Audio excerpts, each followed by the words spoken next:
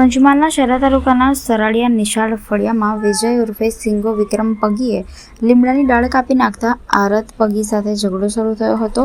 આરત પગી સહિત અન્ય લોકોએ 34 વર્ષીય યુવાન વિજયને ગુસ્સામાં આવીને લાઇટના થાંભલે બાંધીને લાકડાના દંડાઓથી માર મારવાનું શરૂ કરી દેવા સાથે ચલાલી ગામના અન્ય 3 ઇસમો પણ બાઇક પર આવી જઈને યુવાનને માર માર્યો હતો। મૃતક વિજયને થાંભલા સાથે બાંધીને 5 કરતાં વધુ લોકોએ લાકડીના દંડા અને ગળદાપાટુનો માર મારતા હોવાની જાણ વિજયની ભાભીને થતા બનાવ સ્થળ ખાતે આવીને દિયર વિજયને છોડાવવાની કોશિશ કરતા તેને પણ ત્યાંથી કાઢી મૂકી હતી।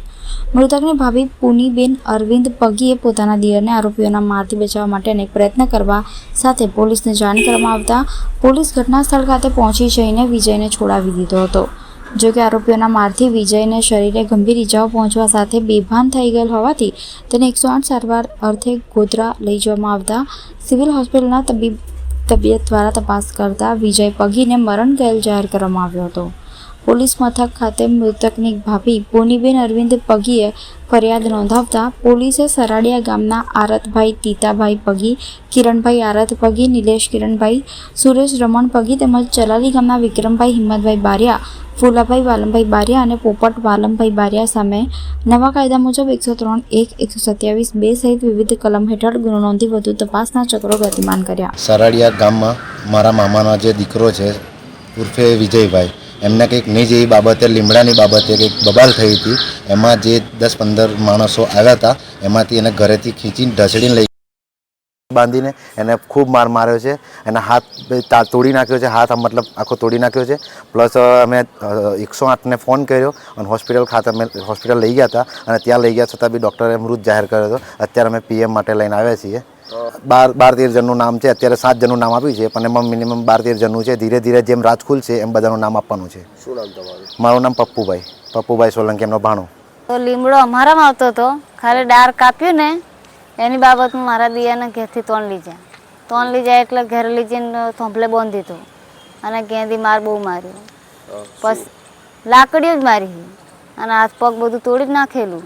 તો પછી અમે બધા જતા હતા છોડાવવા, અમને ના પાડી એટલે અમે ફર્યા તે પોલીસ કેસ કર્યો। પોલીસ કેસ કર્યા પછી 108માં સિવિલમાં ગોધરા લઈને આવતે એક્સપર્ટ થઈ જાય।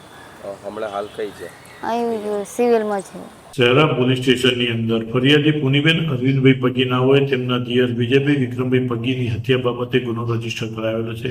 આ ગુનાની હકીકત એવી છે કે તેમના પડોશી આરતભાઈ તીતાભાઈ પગીના ખેતરની અંદર લીમડાનું ઝાડ આવેલ છે અને એ ઝાડના ડાળખા વિજયભાઈ વિક્રમભાઈ પગીના ખેતરમાં લટકતા હોય જે ડાળખા વિજયભાઈના કાપી નાખેલા અને જેની અદાવત રાખીને આરતભાઈ તીતાભાઈ પગી અને તેમના પરિવારના માણસોએ આ વિજયભાઈ વિક્રમભાઈ પગી નાઓ સાથે ઝઘડો કરી, ગાળાગાળી કરી અને તેઓને ઢસડીને લીમડા ઇલેક્ટ્રિકના પોલ પાસે લઈ જઈ અને ઇલેક્ટ્રિકના પોલ પર બોધી દઈ અને તેમની સાથે લાકડાના દંડા તેમજ ગરદાપાટોનો માર મારી અને તેઓને ગંભીર ઈજા પહોંચાડી, ગાળાગાળી કરી અને એકબીજાને મદદગારી કરી ગુનો કરેલો હોય એ બાબતે શહેરા પોલીસ સ્ટેશનની અંદર ગુનો રજીસ્ટર કરવામાં આવેલો છે।